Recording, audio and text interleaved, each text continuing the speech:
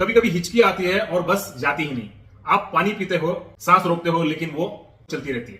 Hiccups actually diaphragm muscles के involuntary spasm की वजह से होता है। ये हो सकती है जल्दी खाने से, फिजी ड्रिंक्स लेने से या इमोशनल स्ट्रेस की वजह से। लेकिन अगर हिचकी 48 घंटे से ज्यादा कंटिन्यू हो तो इसे लाइटली मत लो। ये gastro-oesophageal reflex, brain injury, stroke या इवन किडनी और लिवर डिसऑर्डर का सिग्नल हो सकता है।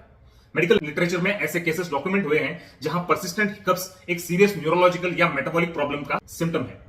अगर हिचकी लंबे समय तक रुके नहीं तो टाइम वेस्ट ना करें, डॉक्टर को जरूर कंसल्ट करें।